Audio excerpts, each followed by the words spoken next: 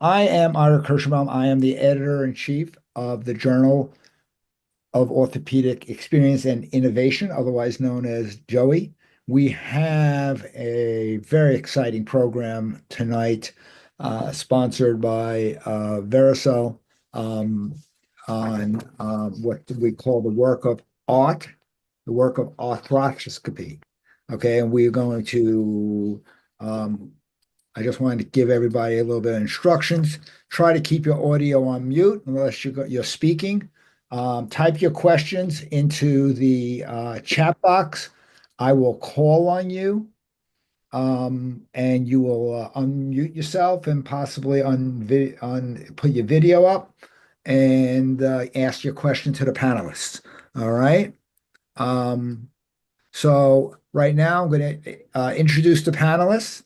Um, Michael Kuhn is going to be the moderator tonight. Mike, why don't you introduce yourself to the team, to the group?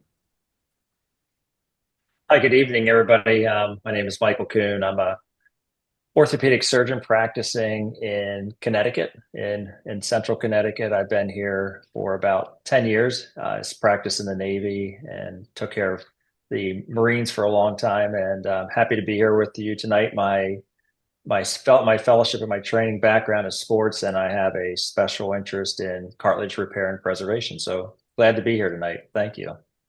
A pleasure. And Jay Deimel.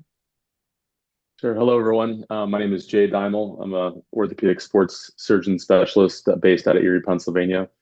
I have a special interest in knee preservation along with hip preservation and do hip arthroscopy as well. So take care of many sports teams here, high school, college, D2, D1, and happy to lend my experience to this panel and this group of people. All right. And Nelson Mead. Hi, I'm Nelson Mead. I'm a orthopedic surgeon, fellowship trained and specialized in sports medicine. I practiced in Panama City for about 2 years since moving from New Orleans. I've actually kind of had a special interest in cartilage work since medical school, doing it lab work, bench work, and now I get to do it in the operating room. So it's fun. I appreciate y'all having me. That is great. I'm gonna pass on the disclosures and everything, and the further um, moderating of this great session to Michael Kuhn. And take it away, Mike. Thank you. So, in interest of full disclosure, the speakers you're hearing tonight are paid consultants of Vericel. Obviously, the information we're providing is for your information. It doesn't constitute any medical advice for a specific patient. MACI or autologous chondrocyte transplantation is very rehab specific, and so you need to consider all these factors when you're choosing your patient. After the surgery, a patient's going to be immobilized. We'll need to follow this rehab program, and certainly should and can be tailored by you depending upon the treatment. These rehab guides and programs are available, as we'll discuss, on apps in your office, and are available with some information to help you along that way. And obviously, if a patient can't follow the post-op rehab and the post-op protocols that you need them to, they're probably not the ideal candidate for MACI. Oops, sorry about that.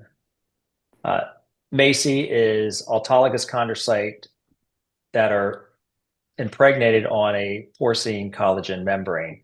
They're indicated for the repair of single or multiple symptomatic full thickness defects in the knee, with or without bony involvement. Its use in joints other than the knee has not been established, and the safety and efficacy of MACI in patients over the age of 55 has not been established.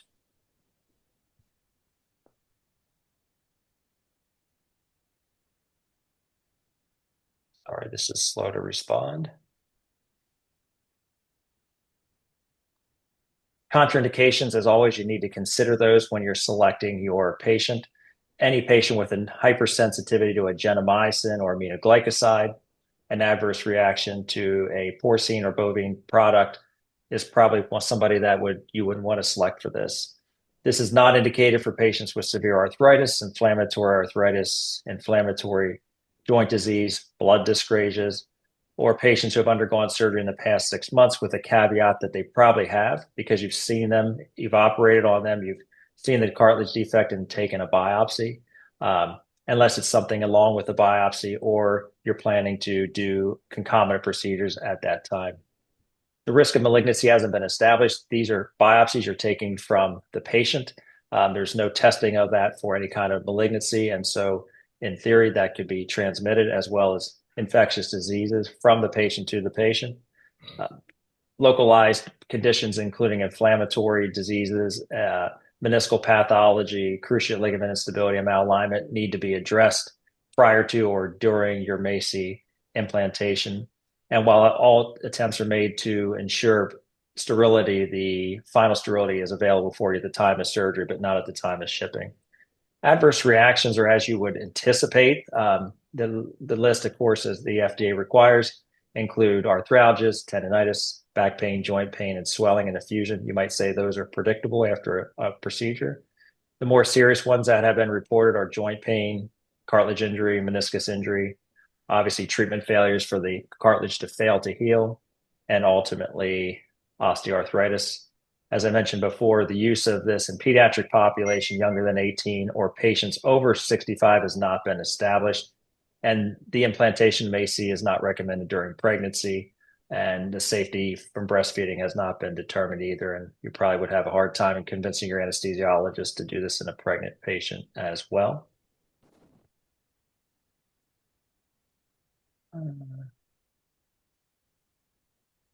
Sorry, I'm trying to move to, there we go.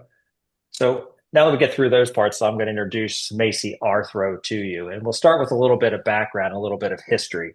I've been fortunate enough to have been involved in arthroscopic cartilage transplantation, specifically the MACI and its predecessor, the Carticel product, since its innovation in the mid to late 1990s. It started as Carticel, as many may know. At that point, it came in a liquid form. The cells were suspended in a liquid form. You harvested either membrane or periosteum initially. From the tibia, you sewed it onto the defect with some fine vicryl sutures, sealed the rim with fibrin glue, and injected the cells underneath the periosteum, and then closed. So very laborious, a very intense process with periosteal hypertrophy and some post-op challenges for the patient. In 2016, we were fortunate enough to benefit from the experience in Europe and their success with the mini arthrotomy technique, and more importantly, the MACI product. The cells now impregnated on a collagen membrane versus in a liquid suspended form. This made manipulating and implanting much easier through smaller incisions with less post-operative challenges, including periosteal hypertrophy and stiffness for the patient. In 2019, to further help along this process, Vericel designed the instrumentation, which you'll see in your open sets now, for the mini arthrotomy technique, very akin to the osteochondral allograft, where you harvest a plug and then implant a plug from the same size into the defect. And finally, what you're hearing about tonight, we're happy to introduce the arthroscopic technique, which provides an additional delivery option for the cells in a minimally invasive way. As the MACI product exists today, we have over 8 years of clinical experience in the US and more than that internationally, with a history of established results. And now with this arthroscopic technique, we can deliver these to patients with defects between 2 and 4 square centimeters in size successfully intra-articularly. Next slide, please.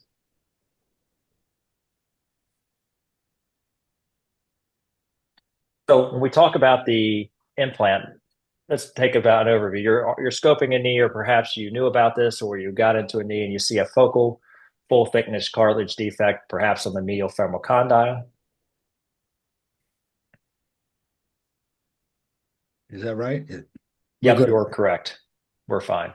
And so you see the defect.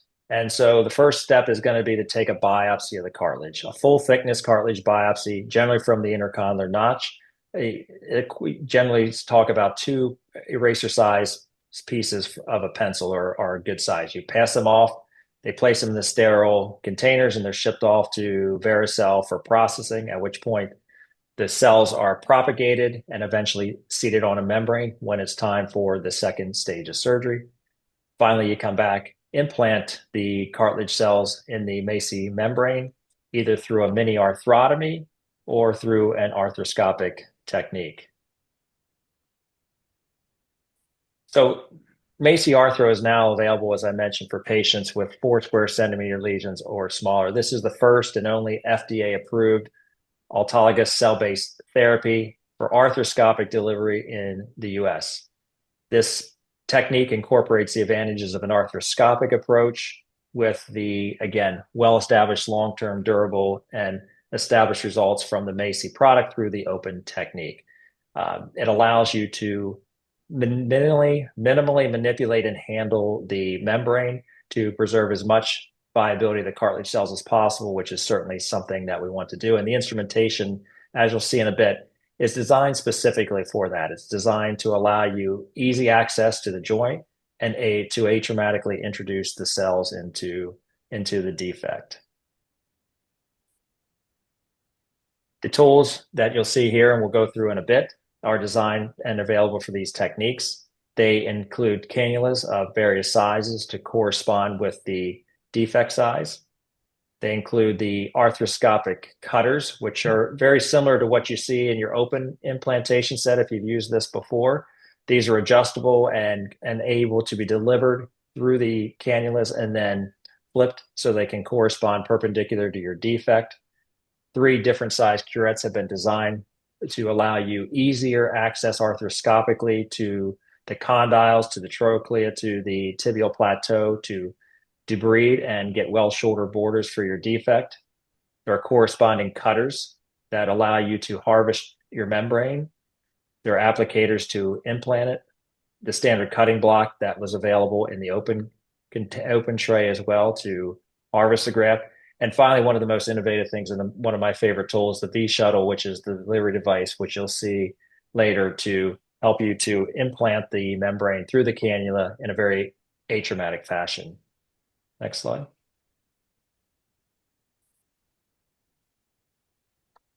So you have options. You can, if you're an all open person or an all arthroscopic, you're going to find that there's going to be times when you need both. It's indicated for adult patients age 18 to 55 with symptomatic full thickness defects with or without bony involvement. If the defect's larger than 4 square centimeters, you're going to consider doing this through an open technique. If you're doing procedures that require an open technique, you're probably consider an open technique. But MACI Arthro can be done in conjunction with concomitant injuries, including multiple defects, ligament reconstructions, meniscal transplants, and anything else you're doing intra-articularly. Next slide, please.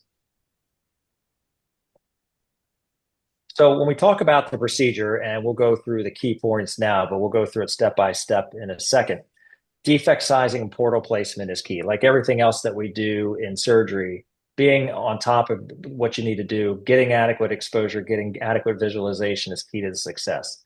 And one of the things you'll see we do is when we were scoping the knee, to use a spinal knee to percutaneously to make sure you're perpendicular to your defect. Even if you have to make an accessory portal, you'll find that this helps you to deliver the membrane, to harvest the membrane with the least amount of frustration that you can experience. Once you've sized the defect and measured the defect, you place the cannula, and now we're going to score the defect with the cutter.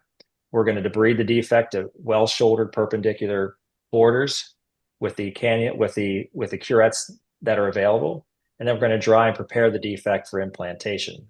Once it's done on the back table, we'll shape the implant with the MACI cutter in the block. We'll load the MACI implant onto the V-shuttle, and then we're ready for implant. The longest portion of this procedure for sure is definitely the debridement of the defect. You're going to see things arthroscopically that you might not have seen as well open. You're going to be able to examine this and see your defect very clearly and very well. And so you'll find that your debridement and your formation of your borders and your shoulders is easier to do. Once you've completed all that and you're ready to implant, now you apply, as you do in the open procedure, a thin layer of fiber and glue. And a little bit goes a long way here, as you'll see. We'll deliver the implant down the cannula, make any final adjustments to the implant, and then put some fiber and glue to allow it to seal, give it 3 minutes to dry, and then range the knee. You can watch it arthroscopically, make sure it doesn't delaminate, make sure you're comfortable with it, and then you close your portals and away you go. No more need for a big arthrotomy, no more need for a large closure, which is certainly a time saving for you, a scar saving for the patient. Next, please.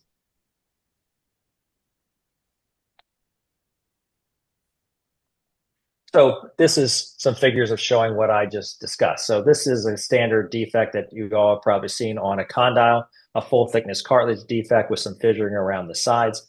You want to make sure you include all of that in what you're doing. So we'll see that defect. We'll use a spinal needle percutaneously through the skin, establish our portal, measure the defect with a cannula or whatever you like to use to assess the size. We'll place these arthroscopic cannulas, which has a removable dam, which will make implantation easier. Next, please. We'll score the defect with the arthroscopic cutter. This is placed through the cannula into the notch. Everything is directed towards the notch to avoid trauma to the knee.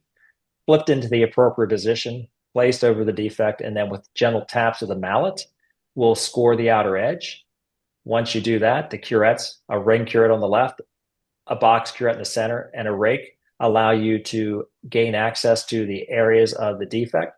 And you'll use various ones depending upon the defect location. And once you do that, now we'll dry the defect and prepare it for implant. So you can see in the picture on the right, you have a well-defined, well-shouldered, well-contained lesion that's at a predetermined size to correspond with the graft you're going to implant. Next, please. Once we do that, we're going to shape the implant on the back table. The cutters that you see come packaged with the harvester guide. So the membrane cutter and the score cutter for the arthroscopy come in one. So you're not going to miss size of graft. They come in sizes from a 12 by 21, 14 by 26, and 17 by 28, depending upon your size. So the cutter will correspond with the cell side up and with the notch in the lower left corner indicating that they are up. You harvest the membrane, you load it carefully onto the V shuttle shown here on the right with the cell side up. Next, please.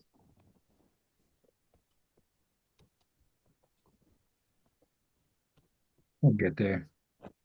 There you go. I know every time I try it, it must be delayed. You apply the thin layer of fiber and sealant like you do in an open procedure, and usually this just takes a drop or two. You deliver the membrane down the cannula, hover over the defect. You can see the tentacles in the center picture deploying the graft. Hopefully hit a home run, but if you hit a double or triple, you just gently manipulate it with the silicone end of the applicator. Then apply your fiber and sealant when you're done. Give it a few minutes, irrigate the knee, and away you go. Close the knee and on to your next procedure. Next, please. So that's all the applications of this from the technical aspect. Now we want to see some real life stuff, and I'll turn this over to Dr. Deimel, who will share one of his cases involving a lateral femoral condyle with concomitant procedures. So Jay, take it away. Thank you, Dr. Kuhn. Let's see. All right, so let me see if I can advance it here. There we go. So I'm going to speak about a 37-year-old male patient. BMI is 24, very active individual. He enjoys playing soccer. His goals are to be pain-free. He's experienced some knee swelling, recurrent instability for the past year and a half. He had 2 prior knee surgeries back in 2008 with an ACL reconstruction performed with autograft tissue by an outside surgeon. And then he went back to the OR in 2009 for additional meniscus surgery. His biggest frustration was recurrent knee swelling, some instability. The weekend warrior trying to get back to activities, trying to fight through it using a brace and those things just didn't work out. So he was referred by primary care sports medicine for an evaluation. On his exam, he had a 1 to 2 plus knee effusion. He did have central normal mechanical axis, which we'll show on the subsequent X-ray imaging. His range of motion at the time was full, 0 to 125 degrees. His ligamentous exam was unstable with positive pivot shift in the office. Go back here. There we go. Positive pivot shift in the office and a positive Lockman. His prior knee history is listed as below. X-rays will show in a second. His initial MRI results did show, let's see. Sorry. It's okay. Did show a full thick. Oh, there we go. Are we on the right slide, Jay? Just back one, please. Okay, sure, no problem. One more, please. I don't know.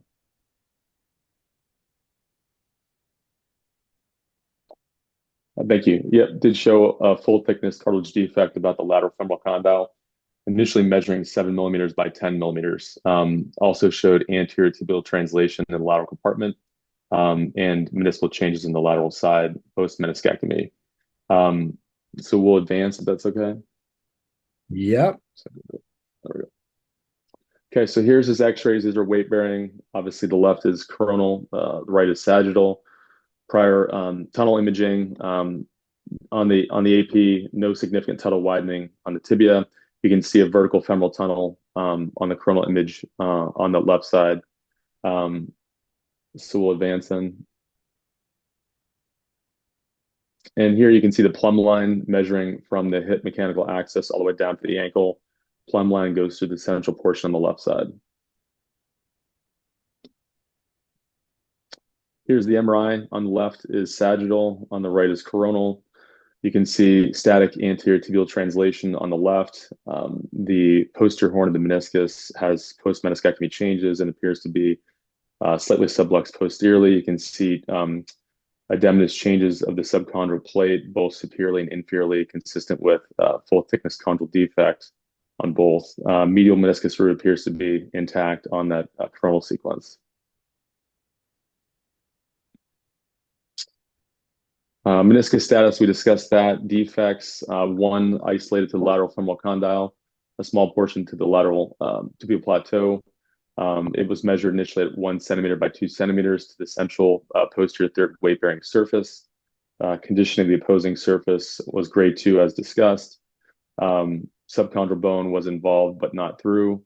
And then at the time of an index surgery, I performed an ACL reconstruction revision with allograft tissue, in addition to partial lateral meniscectomy, removal of loose lateral meniscal previous sutures, as well as matrix harvest. So the surgical plan, initially he underwent revision ACL surgery followed by Macy harvest. The second stage plan was to perform Macy arthro lateral femoral condyle, one stage approach along with lateral meniscus allograft transplant.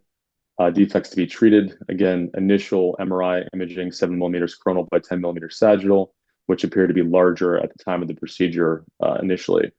I did use a knee leg holder around the thigh with knee hyperflexion, which controlled, and I also controlled the position of the cannula for better approach to the lateral femoral condyle defect, as will be discussed later.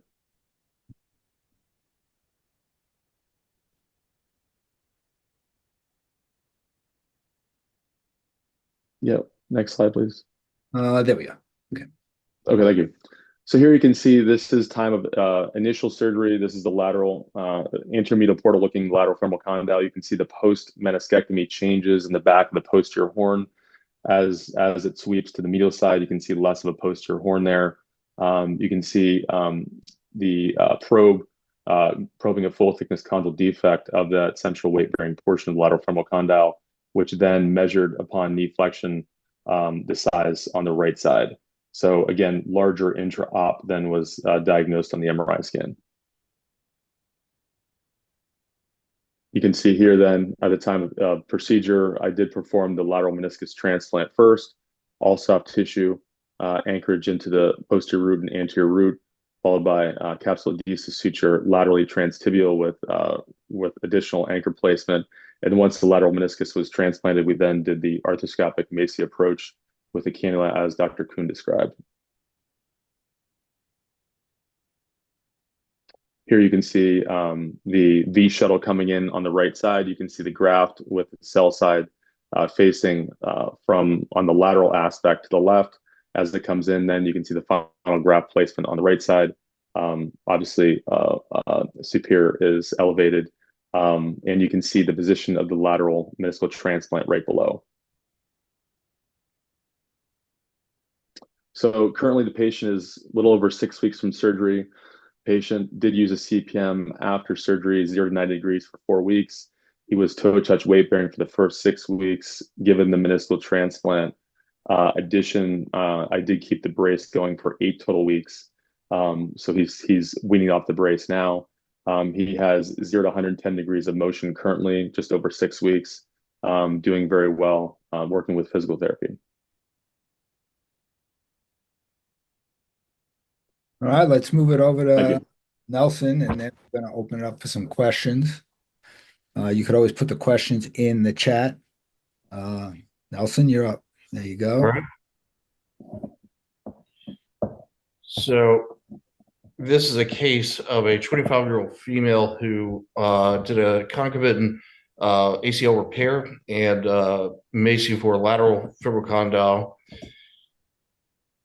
Oh, next slide. Oh, there it is. So she was a 25-year-old active female. She was active duty in the military, and she had this year history of progressive pain and swelling in the knee that when she was even doing her functional test for the military, she just couldn't get past a certain level. She had done several rounds of physical therapy and just couldn't ever fully get back, primarily because of the pain. And when you asked her a lot more, she did allude to some accounts of some subtle instability. Exam notable for the 2+ Lockman, but with a good endpoint. Her pivot shift was negative. She did have an effusion at the time, and she was tender over the anterior portion of the lateral femoral condyle. The remainder of her exam was unremarkable. And then next one. MRI at the time demonstrated that she did have this full thickness defect, which you can see in the middle image of the coronal, the lateral femoral condyle. And then she had also had a partial tear of her ACL at its femoral attachment. At the time on the MRI, it measured to be about 0.8 millimeters or 8 millimeters by 1.2 centimeters at that point. So next slide. So after discussing things, her primary issue was her pain, right? So that's ultimately what was preventing her from getting back to the level that she needed to be, even to be part of the active military. That's what was really holding her back. The instability stuff was not really much of an issue for her. And so we know that that pain was likely stemming from that full thickness cartilage defect that she had, and that was resulting in also the recurrent swelling. Well, she also has a subtle instability with evidence of a partial ACL tear. So next slide. In terms of how to approach it, we have solutions for this, right? So for the cartilage defect, one solution, the solution that we have that we know is successful is the MACI procedure. To basically, if we can go back. All right, we'll go back. It's just kind of. There we go. All right. So we know that in the setting of this full thickness cartilage defect, especially at her age, we did alignment films. She had no evidence of any significant malalignment or anything like that, that she should do well with a MACI procedure. But at the same time, even if she's just having subtle instability, we know that at the very least, in order to maximize the graft survivorship, that we have to do it associated, or we have to address the ACL as well. And given that she had a partial tear, which you can see, next slide, we do the next slide. This is her initial surgery where we're looking at the defect and then also looking at the ACL. And in the initial surgery, she did have what was now 1.2 by 2 centimeter defect to the lateral femoral condyle. And then she had an avulsion of the anterior medial bundle of her ACL off of its femoral attachment. So next slide. And so basically we discussed this and felt like because it was an isolated tear off of the femur, that she would be amenable to an ACL repair.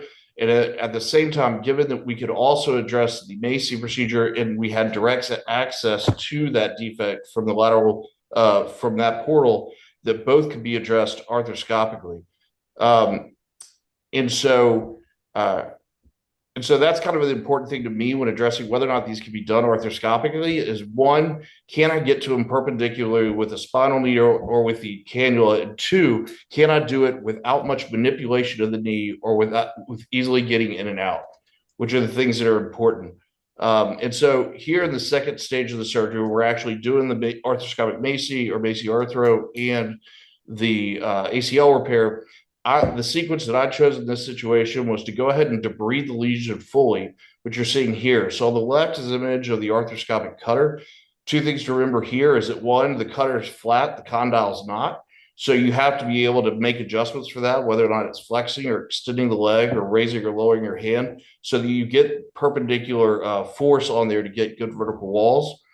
And then on the right is the subsequent, the result of the final debridement, where, previously mentioned that this is kind of where you spend all your time, is carefully debriding these. And at first it takes, it's kind of painful at first, to be quite honest with you. But once you do a couple of these, it becomes much easier to become much more fluid with it. And then next one. So here you can see the repair of the anterior medial of the bundle of the ACL, which we did via suspensory fixation. And then if you go to the next slide, you can see that then come back in and apply the graft. Now, this actually used to be a video, because it's interesting. This is like learning on the job. So, I was kind of one of the first guys to do this in the field, so I hadn't really been part of the development or anything. So there's a lot of learning on the go. And so you kind of learn things that are key, like backing up the cannula far enough so the actual V-shell can deploy. And the other thing is, when you get your graft placed on there, it may not be perfect. It doesn't have to be 100% perfect the first go around. But if you can get it close to what you want, then you can come back and refine that. So if you go to the next slide. Oh, here it is. That's what. So here I was thinking about deploying it, and then I realized, well, I got to back this cannula back further so that it can cleanly deploy it. Because if that graft catches on anything, you're done. You just have to, it needs to cleanly go on there. And then I kind of get it in the ballpark. And then next slide.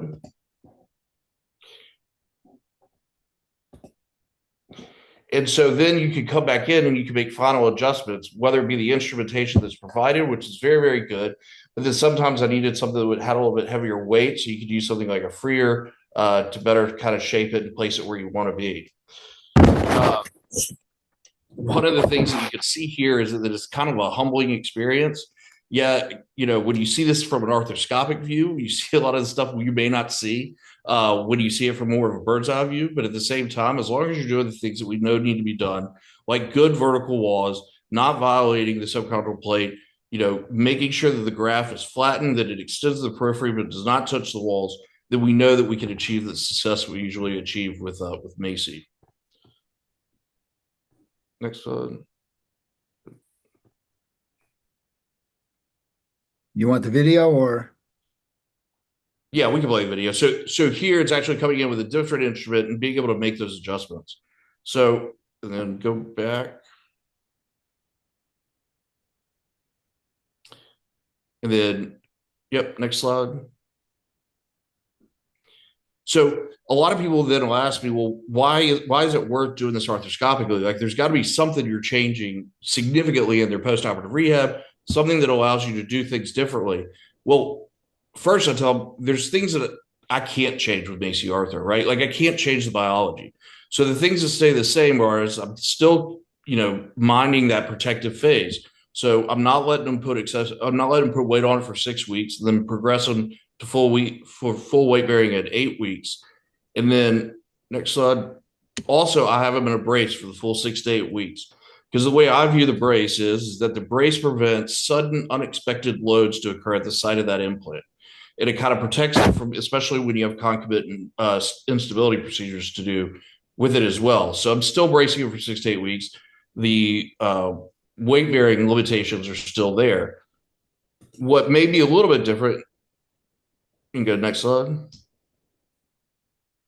And here you can kind of see where that first 3 months, you still have to respect the idea that the chondrocytes have to adhere to the bone and actually, take root in the bone, or else you have the chance of dislodging them. You go to the next slide.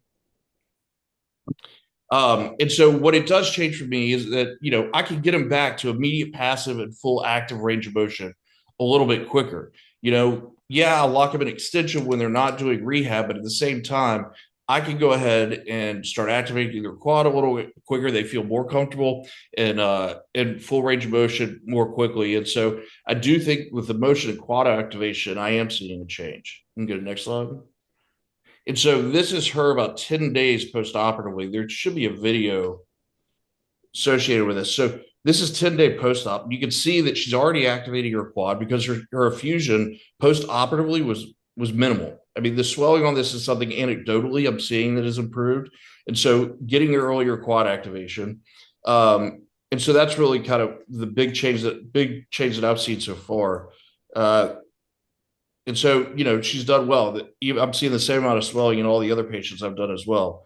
And I will tell you that it's a lot easier to put that tattoo back together with an arthroscopy portal than it is an arthrotomy. So it's always an advantage. All right. We have Mike, you have yours. We have a question from Mike Myers. Why don't we do your case first, and then I'm going to call Mike Myers to ask his question, okay? It sounds great. I'm going to present a case. It seems like we all have lateral femoral condyle lesions, which I will say is not always the most. It's not these always aren't lateral femoral condyle. Having done these, I think the lateral femoral condyle lesions are the trickier ones to gain access to. Medial femoral condyle for me is the easiest, followed by a trochlea, and then the lateral femoral condyle, and then of course a plateau after that. So these guys made these look really easy with some complicated things going along with them, with a meniscal transplant and an ACL repair. So well done. It looks great. But I'm going to present an isolated lesion in the lateral femoral condyle. This should be a video that will just go back. The video, it's a video that will just continue to run, and I'm going to just voice over it. So I'm going to, again, as I mentioned, present to you a lateral femoral condyle defect. It's a 42-year-old female who enjoys high endurance sports, mud events, who had a traumatic injury to the left knee. BMI was normal. This is an isolated lesion, no other defects with normal alignment. On the MRI, this lesion looks small, and it's right there in the lateral femoral condyle. But as you heard with the other guys, these are much bigger at the time of surgery. So I'm establishing my arthroscopic portals. If this is your first time in, then you're going to establish them where you need to be, and you might have to adjust. When in doubt, hug the patella tendon. But if you've been there before, you'll know what your portals were like. And I encourage you, if you're going to do the transplant in the second stage in your index surgery, take some time, see where that lesion is, and try to make a game plan. Getting in here and debriding the fat pad is key. And I use a wand for hemostasis with these. People ask about hemostasis. Getting hemostasis of the fat pad is key to avoid bleeding afterwards. But there's some degree of scarring in here. And so you have to have visualization, right? So debriding the fat pad is helpful. I'll follow it up with an arthroscopic wand to get hemostasis. We can see the defect here in the lateral femoral condyle, she was a petite female with a very large lesion as it ends up being defined. If you're doing this wet, and when you implant it, you're going to be dry. So be prepared for the capsule to close down on you. So oftentimes I'll put some traction stitches in. Either I usually use a PDS suture, which can easily be removed, pass some spinal needles high and away, as I call it. That's usually the good spot. I'll tie some mulberry knots and pull it back in, or use an in and out spinal needle technique to create a parachute cord. And you can put a bunch of these in. Percutaneously, they're cheap, they're easy, and then your assistant can help pull traction as you need it to see the defect a little better. And now you can see with them in, the spinal needles coming in and showing that perpendicular alignment to the defect. That's what you want to make this easier for. This is a big cannulus, so you can see my initial portal where it was, and I'm not moving it far, but I am making an accessory portal here for this patient because my initial portal for my first surgery just wasn't in the spot that's going to give me the best perpendicular access. So we can see I'm just looking at the defect, assessing it. I know that there's a rim of cartilage around there that I'm going to need to take care of as well. Once we do that, we'll get in here and we'll size a defect however you like to do it. Again, the cutters come in some standard sizes to accommodate most lesions. The cannulas will correspond to the defect. The 15 millimeter cannula for the smaller and the 18 millimeter for the longer one come in 3 and 4 millimeter sizes. And so the reps will be very helpful for you. And the nice thing about the Arthro cutters is, again, they will lock in various positions. The medium cutter does have an increased curvature. So if you have that really rounded lesion, always put your devices into the notch. I can't stress that enough. Get it beyond the cannula and then flip it into the notch. And again, sometimes with these lateral defects, the patella and everything gets in your way, so you have to maneuver it in there, try to be atraumatic, different positions of flexion. I have my assistant help where I'll hold it on my leg and get in there and manipulate it in and then adjust it so that it's at this size that I need to harvest the graft. This is just an illustration showing the work from different portals. Don't get in love with scoping from one portal and only working from the other. Back and forth is helpful. Once you have your cutter in there, some taps, and I think Dr. Mead mentioned as well, adjusting your hand as you're tapping down on this can certainly help. Here we are using the cutters to try to get well perpendicular borders to it, and then we're just starting to debride it. We'll see it's much bigger than where I'm debriding now. This is the ring curette, the arthroscopic ring curette, which is akin to the ones you have, just with a different angle to make arthroscopic access a little easier. There's the box, and then there's a rake. And these are designed to help you to use what you need. I'm just going to show the rake here in a minute. We're getting closer towards our final debridement, scoping in there, cleaning things out. I'll get in here. I believe this is going to be the rake at this point. No, we're using the box. I'm sorry. Again, trying to get some good, well perpendicular borders. And you're going to see your sins. You're seeing this arthroscopically. You're going to see it better than you do open, unless you have the 30-year-old eyes. But you won't always have those. And so whatever device you need to debride this is helpful. So we get down through the calcified cartilage layer, try to clean all this off. And now I'm going to come in here with the rake. I'm going to come from the medial portal, and you can see I have some cartilage and a well-defined border, so I can just gently pull. Remember, these are single use and are sharp, unlike some of the curettes in my OR. And so gentle pulling and manipulation can get that. Putting the cutter back and forth into the knee is helpful to make sure you've harvested this. Again, you want to make sure you get a complete harvest, and so that way your graft corresponds and doesn't overlap. And so putting the sizer back in a couple times, checking your location, and you'll see here I have some more to harvest down posteriorly, and then again some anterior and lateral. I'll tap this again. We'll go through and clean this out. As Dr. Mead said, this is the longest part of the procedure. But once you get facile at this, you'll find that actually your time in the OR is less than it is for me open. Now we'll dry out the knee. You have a big cannula, so you can get your sucker shaver in, have somebody milk the popliteal fossa for you so you can get all that fluid out. Make sure you have it nice and dry. The beautiful thing is you don't have to put tiny sponges in because you have this 15 millimeter or 18 millimeter cannula. So once that's done, you can take the dam out of the cannula, pack a couple sponges. Just don't forget how many you put in. Dry this off real well. If you need to put some to seal or you need to put some fibrin glue or some thrombin gel, if you have some punctate bony bleed, that's easy to do at this time. This is the V shuttle, and this is my favorite device. I call it the hover. You hover and deploy. You don't push this down onto the bony defect when you deploy it, and the handles are in line with the long axis of the graft of which you're implanting. So I always recommend do a trial of the V shuttle before you load it to make sure you like your orientation. So you can manipulate your cannula, you can have your assistant hold it, and try to get in your best position. And again, this was a tight knee.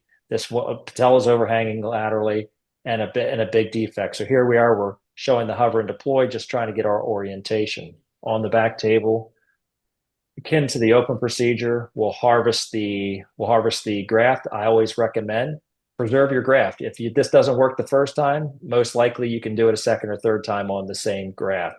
Again, that's the 14 by 26, the medium, corresponding to the harvester. And so if you hold it with one thumb and tap it down, it'll sink into the into the guide. And then you can hit on the other side as well. You don't have to bury this completely, but just so you feel that it's cut all around. And one way to test it is to take some forceps once you have it like that and do a lift-off test. See if you can lift that membrane away. And if you can, you're good. You don't need to do anything else. Now with a simple rocking back and forth maneuver, most times the graft, the membrane will sit right there. Again, we've not done much to manipulate or handle that graft at all. We've not touched the cell port of this graft at all at this point. And so you can load the V shuttle by sliding the membrane just with some atraumatic toothless forceps joints right at a corner, right onto the V-shuttle so that it's covering the deployment handles, making sure it's covering on both sides. It doesn't have to be perfectly equal, but you want it to be close, and covering those little deployment chutes so that way when you put it in, it can deploy. And I think it was Dr. Mead that mentioned this as well. Not every time you put it in there, or maybe it was Dr. Deimel, but we've all experienced it. It doesn't always land right on. It's not like a helicopter landing on the pad all the time. As long as you get it down and you can manipulate, it's fine. And I chose this one because you're going to see when I land this graft, I landed on the carrier, but it's certainly not, it's not completely down. So you can dry the knee off with the spongy side of the applicator. Again, I've removed the sponges and just doing some final drying. Make sure we can see our visualization, make sure there's no additional loose pieces of cartilage or fragments, no punctate bleeding bone. And now we can get in here. I'm using the silicone part of the applicator just to see where I'm going and just to make sure I like my position of everything at this point. Once we're done with that, we'll put some fibrin glue in here. And the first time you do this arthroscopically, you're probably going to squirt it in like you did opening. You're going to fill the knee. A couple drops starting up top, literally 2 or 3 drops, it'll fill that area. You don't want to get a fibrin glue sandwich between the femur and the tibia. If you get too much, take it out. So now we can now implant the graft. You can see again the cannula. We're going to manipulate it. I have my partner pulling on the traction sutures. We're going to get in here with in the orientation of the graft. You can see again the deployment chutes and the handles are in line with the long axis of your graft. Atraumatically introduce it through the cannula. That's the way it was designed so it doesn't rub and get the cells. And so you're going to see I'm over it and I'm going to deploy it, and it's not going to go down perfect, and that's okay. You know the cell side is down, and because once you get this in here, you can gently manipulate it. And I would give myself a C+ on this one for landing, but that's okay because you get in there and gently manipulate it with the silicone tip or even a freer tip applicator and get the graft sitting down in place. Make sure the graft it's dried around there. There's no overlap. One thing to note about these grafts, they are sized to be a 0.5 millimeter small on the periphery, so there's no overlap. So there's no delamination. And so you can get in here and just, again, glue some fibrin glue around the periphery. Let it set for 3 minutes to seal. Tell your best jokes if you have them. Range the knee arthroscopically to make sure you're happy with this. And so that way, as Dr. Mead said, you feel very comfortable to range these people early and close up a little arthroscopy portal, and away you go. All right. So that is a great presentation. Really superb. And I am not a paid consultant to say that. So that was really, really excellent. Mike Myers, you had a really great question. If you're still with us, which I think you are, you want to unmute yourself and ask your question? Okay. So Mike had this question. He's done a few of these Macy's for patella lesions from a dislocation, done post-surgery MRI and CT scans to actually see what cartilage these patients actually have, and both of these cystic changes on the subchondral bone and clearly not fulfill at 2 years. I have recouped them and cartilage doesn't look good. Worry the bone prep injures the normal bone cartilage because the cartilage prep sizes never fit all lesions. Any thoughts on long-term outcomes for these procedures? You want to take that, Mike? It's kind of I sure can. And I certainly appreciate any additional insight from the other panelists as well. I think preoperative evaluation for these people are key. I will tell you one thing: Macy arthro is going to be tough on a patella. But I know that's not the question. If you talk to Dr. Minus and some people who have studied these long term, it takes 3 years or so for these to heal when they heal, and not all these do. I think personally, the patella is the hardest bone, right, and the worst blood supply. That being said, a lot of these that I do open are patella lesions, so I'm very cautious and very careful, to look at these ahead of time. If the patient has a significant amount of sick bone, then I always worry about it. A little edema doesn't bother me, but I would say I've seen these patients, I've rescoped them, and I haven't really had a lot of issues with the patella with subchondral cystic changes after that. And certainly haven't had that specific experience. I've had some that haven't healed completely, and we all have. There's a lot of factors that go into this as well. So yeah, I think if that's the case and the patient's still having symptoms, then I would consider that a treatment failure and consider something else, another procedure for them. Jay or Nelson, any thoughts?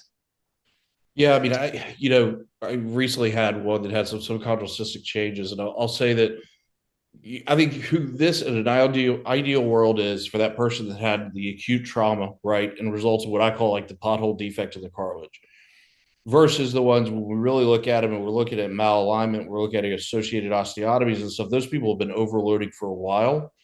And this one particular patient, she has probably been overloading it for 15, 20 years. So I can't help but think that that plays a role in it. Even if preoperatively you may not see a lot of those, deep edema in the bone or anything like that. But I've nothing to prove it, but that's kind of my thought process behind it.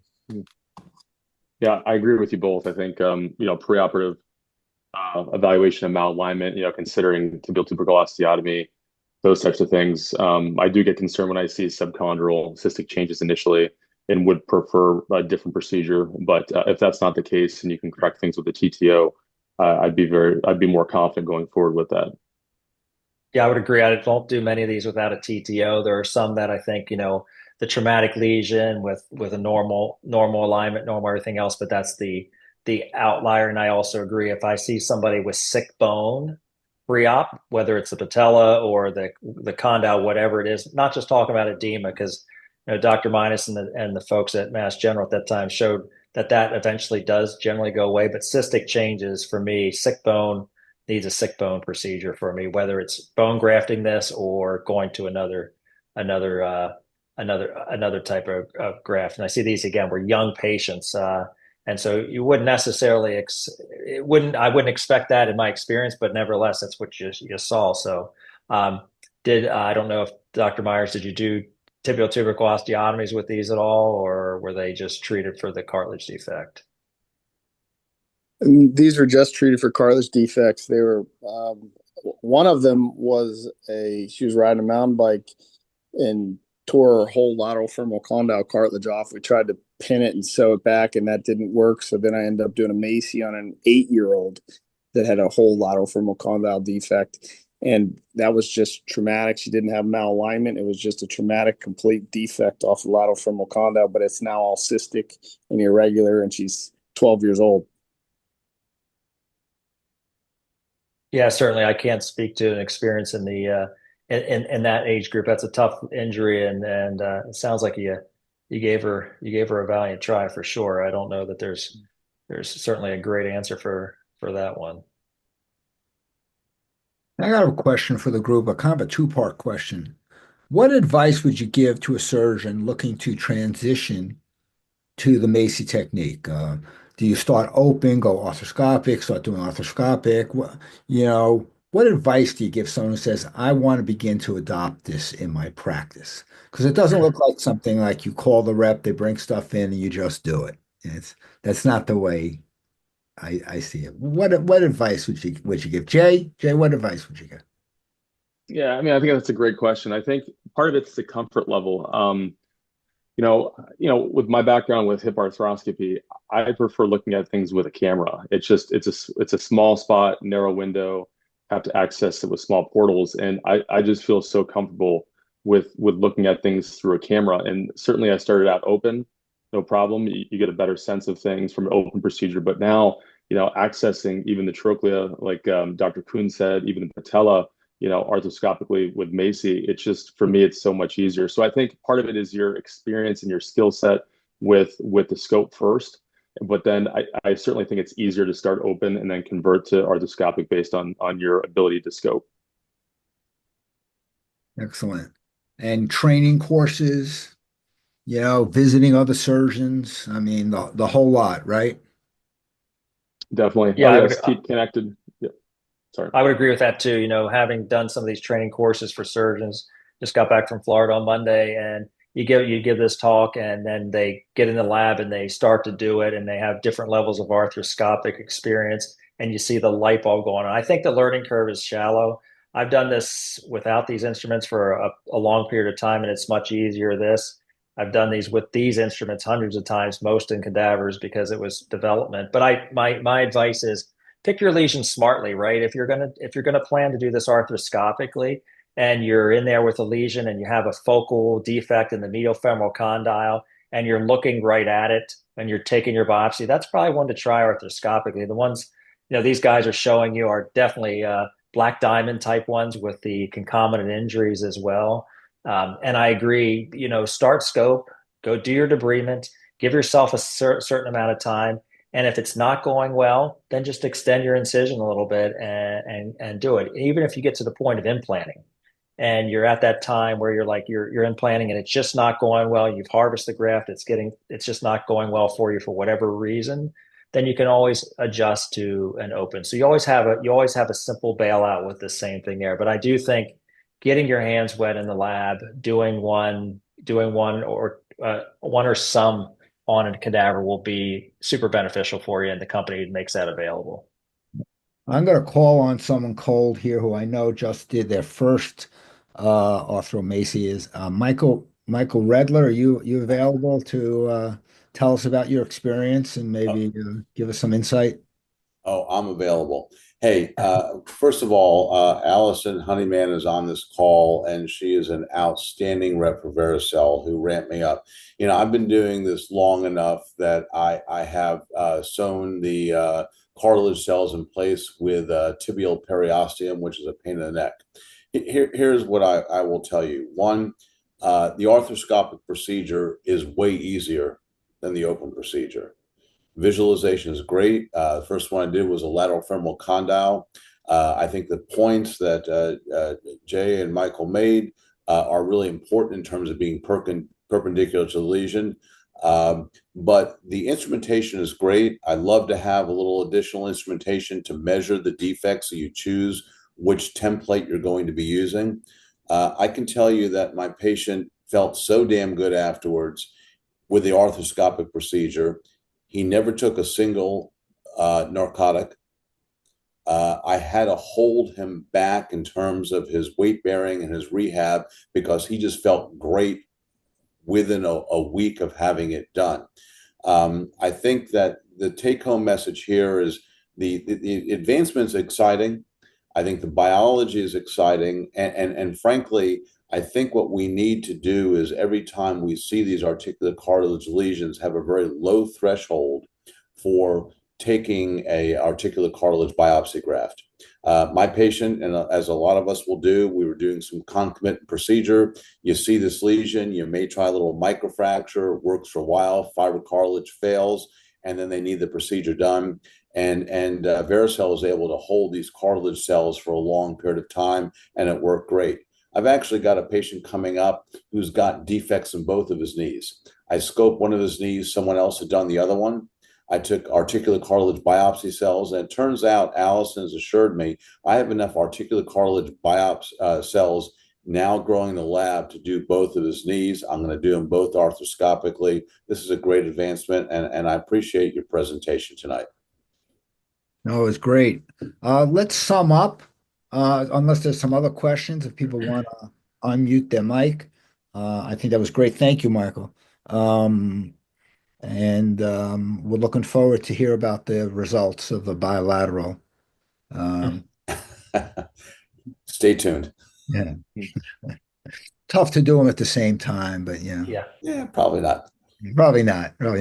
All right, let's sum up. I want the panelists to sort of give us some last thoughts about this very exciting technique, and also make just a comment or two about what patient reactions are when you talk to them.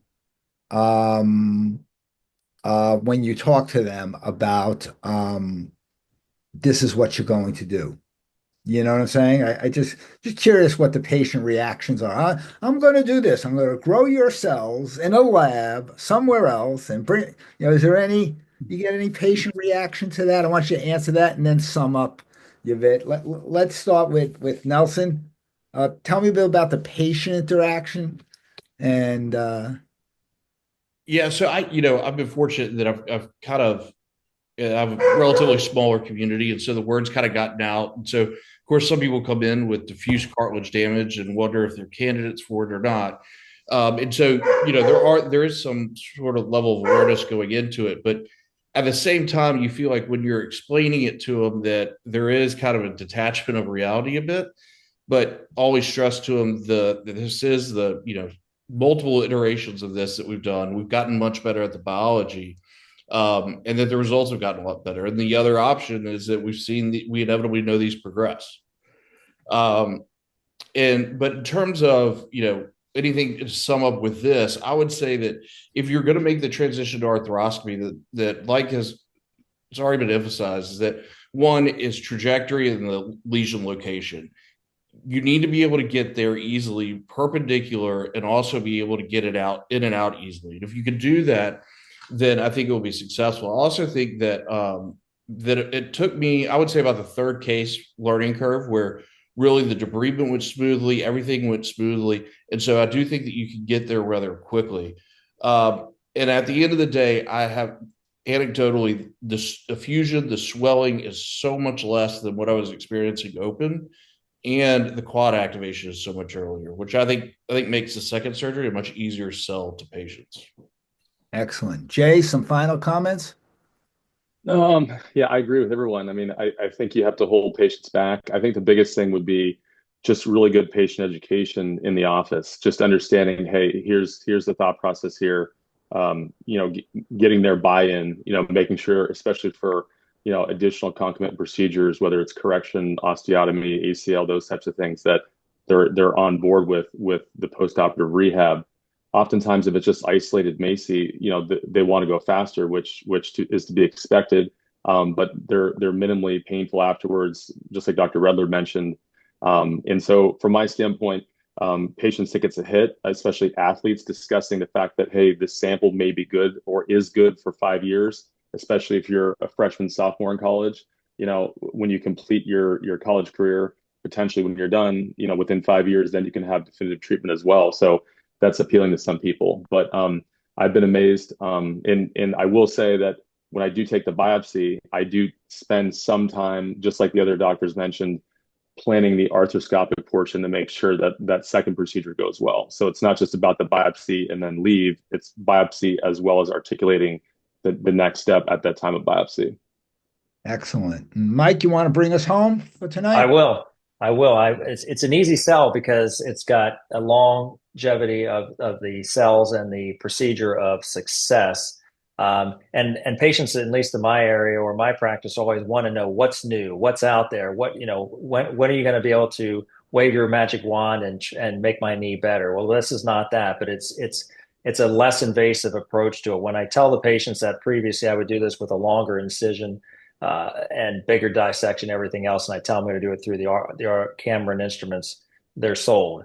I get patients from all over the place coming in. I think it advertises itself among your patients, and like Jay said, or Nelson, I can't remember who said it, you're going to get some patients coming into your practice when you start doing this more arthroscopic. The word's going to get out, and you're going to see a lot more patients with it, but you're going to see some not candidates for it, but that's okay because they need to be educated too. So I think the summary is the learning curve is, I believe, as short as you're hearing from these guys. If you're a student doing arthroscopy, this is something to consider. Do a lab, get with your rep, let them take you through the process, and then make your own personal decision whether this is for you and your patients. That's excellent. So this is a wonderful technology offering treatment to patients with previously probably did not have an opportunity to have treatment like this. Great panel, great discussion tonight, great questions. So I want to thank everybody. This, as I like to often say, the JOEI open mics are the fastest hour in orthopedics, pretty much. As Charlie DeCook could do 4 knee replacements during this time period, but it's still the fastest hour in orthopedics. I want to thank all of you for coming. I thank Vericel for sponsoring, and everyone have a great night.